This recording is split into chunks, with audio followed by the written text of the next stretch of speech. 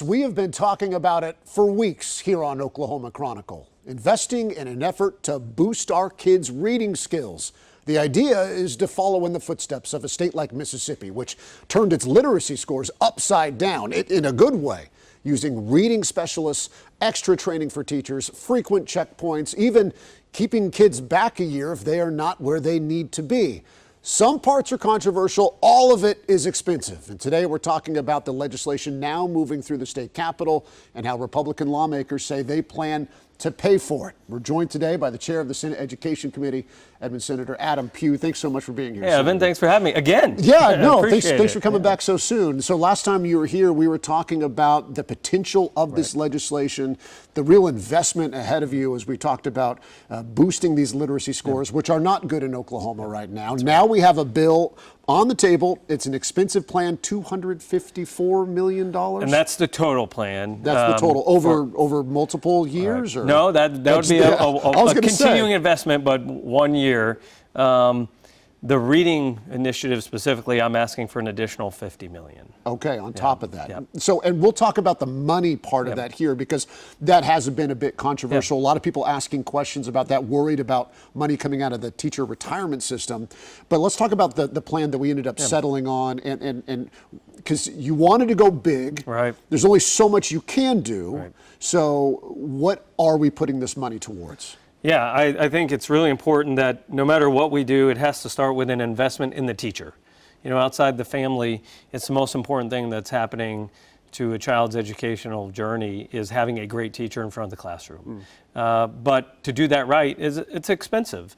But we have to see it as an investment. And it may not even be an investment that I see through to fruition, because maybe we start to see the ship turn many years after I'm out of the legislature. Right. But investing in getting a great educator, that starts with obviously salary and benefits, but then it's professional development, getting training around the science of reading, making sure that those early childhood educators have the right resources, the right curriculum, the right screening instruments, so that when they identify a child who's behind or not on level, they've got all the tools necessary to be able to intervene and remediate as necessary and catch that kid up before it's too late as they matriculate through school. And intervention, I know, is a big part of this. When you're talking about training these teachers, making sure they have the resources, what does that look like in every school? Because part of this money, millions, is going to go towards hiring people that will help train the teachers on this. Yeah, it's a separate part of the plan is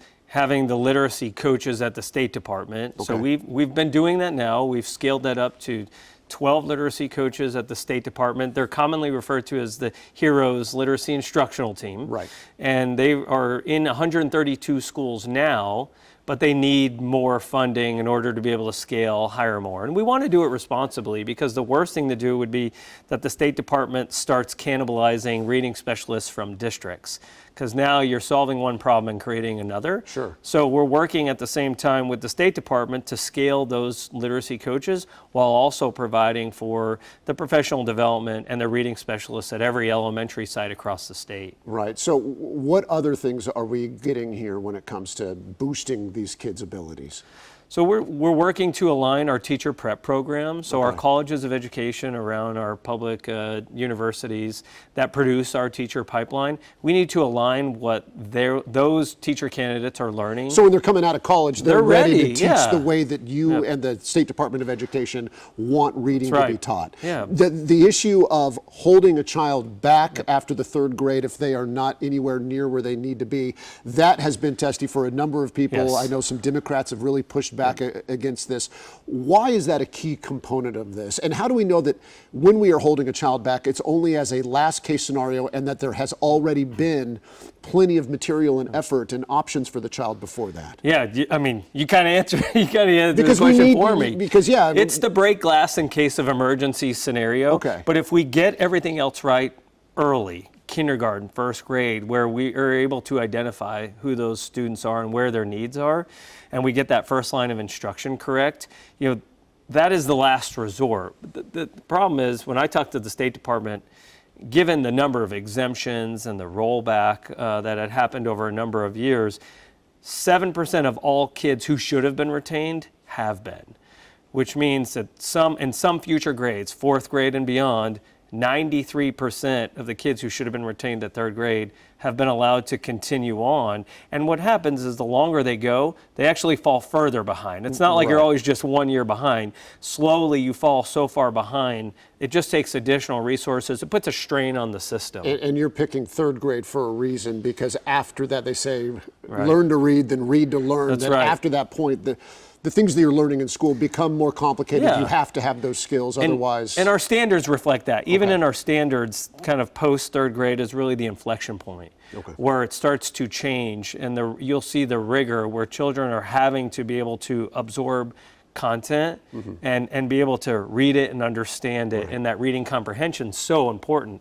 Up to third grade, you're really still just teaching those foundational skill sets. Let's talk money here. We Yeah. just have a couple of minutes left, because the money is coming out of the teacher retirement system, and a lot of people are going, wait, what? You're going to be taking away from retired teachers to help pay for current teachers and the kids. Why was this the choice? How will it work, and why?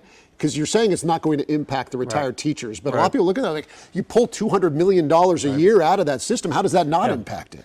Yeah, there's a little bit of a misconception that we're taking it from OTRS. We're actually not. The fund itself is just three components. Okay. It's the employee, the employer, which is the school district. They each pay a percentage, and then the interest income that a fund gets as it's invested.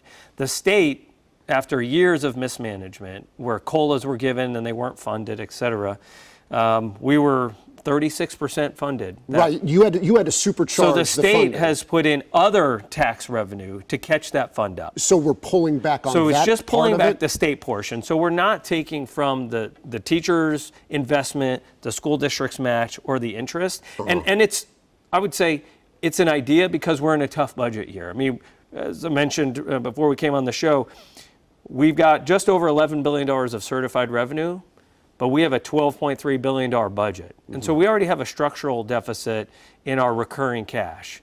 We're propping up a recurring expenditures with one-time cash. And that's not a healthy way for us to budget on behalf of the state of Oklahoma. Would the rainy day fund be something that could even be used for something like this? Only if a revenue failure is triggered, and right now a revenue By failure has law, not been so you triggered. can't- That's you correct. can't use it yes. by- And by- so there by are the other state pots of money, but they're not all pots of money available for the legislature. But bottom line, and this is just the hard question, will teachers, retired teachers, see any difference? Not just now, but in the future, because of the decisions that the legislature is making this year? I do not believe so. In fact, there's still discussion about a COLA happening at the Capitol. But it's one idea, and I am open to pivot.